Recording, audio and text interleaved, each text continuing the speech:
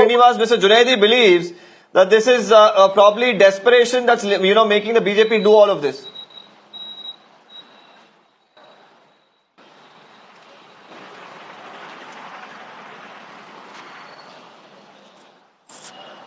Hi Deepak. Mr. Srinivas, are you able to hear me? Yeah, Deepak, I can hear you. Thank you very much for your this debate. My straight away, I'll come to the point here. She has been booked under 3 sections of IPC, 1 section of People's Representative Act. Let me play a devil's advocate here. The Hyderabad chief election commissioner and other election officials, including the police and the observers, they know very well that Hyderabad is Hyderabad parliamentary constituency has an infamous reputation of bogus voting, double voting, triple voting. My question is, if this should have been anticipated, preempted, and should have been taken into consideration before you make the arrangements.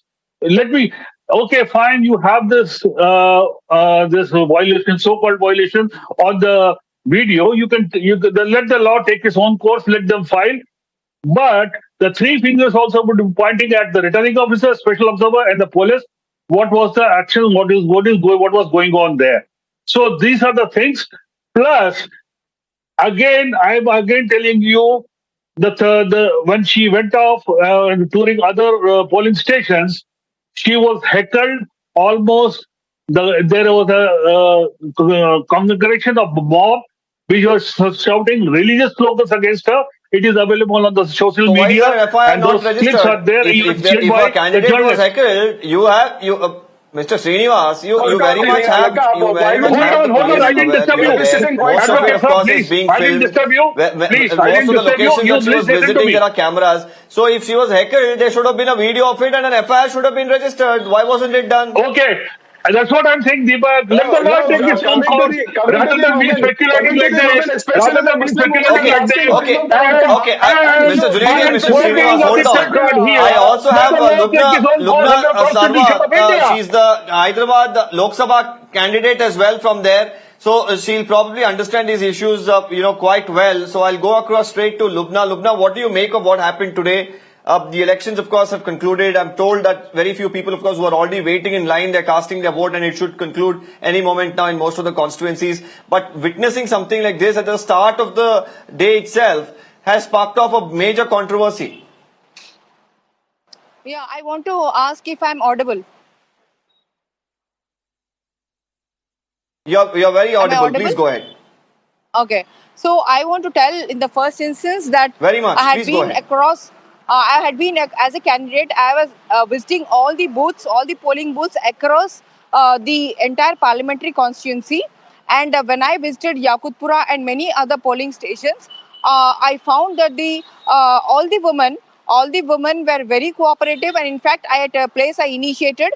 And when I saw that the niqab woman is not, I asked proactively if they have been checked, their faces have been checked.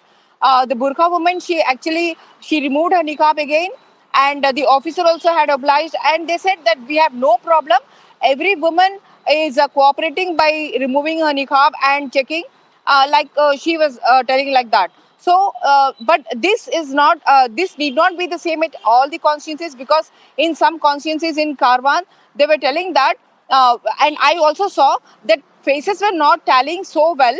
The electoral rolls faces are so bad in shape, and the identity proof and the actual face. And the presiding officers are having a hell of a lot of time comparing the actual face, the ID proof face, and the face in the electoral roll.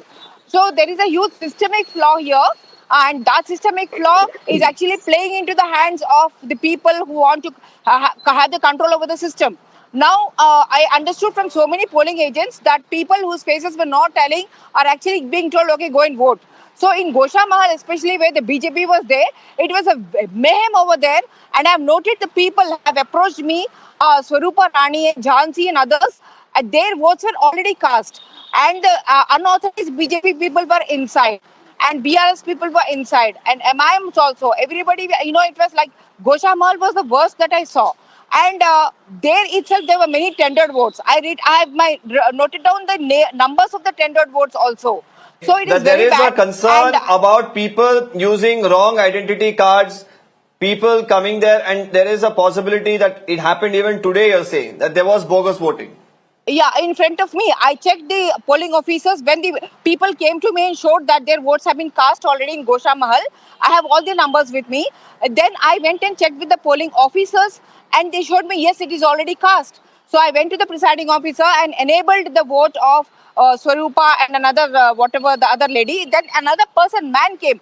They're telling that his vote is also been already cast. And he was not understanding which vote. And these BJP people were just shouting, and in every polling station, I saw that they were unauthorized agents. Unauthorized agents, that is, they tell that the reliever is sitting there and the reliever is not at all authorized. So this was the one, and this actually showed the systemic fault. And the BJP leader and the MIM leaders, being national parties, they never try to remove the systemic flaw. The systemic flaw is that the polling official looks at the natural face, looks at the face in the electoral sheet over there in front of him, and looks at the identity card. Now the three faces are actually different. They are having a systemic problem. But you will see that neither the BJP nor the MIM nor the other major parties over there, nobody's, or the BRS for that matter, nobody is interested in solving the systemic flaw. And coming to the straight point of what the BJP candidate has done today, she has no right whatsoever to, by the law, doesn't permit her. She has to. She can go and check. She can go and check the agents, the presiding officers, whether the system is going on well. And the checking of the face is the duty of the presiding officer. And if the polling officials are not checking the face, like I did, I told the polling officials to check, and they checked. She should have done that. But she stooped herself low, and she's not. And I mean, she went against the law. Okay. And she clearly went against the law. She exceeded. She exceeded. She was ultra wise in what she did. I can tell this much. And because I saw that the women were actually very cooperative, the officers were cooperative. Okay. But the problem is that many wrong votes have been polled. Many Officers rigged were votes cooperative.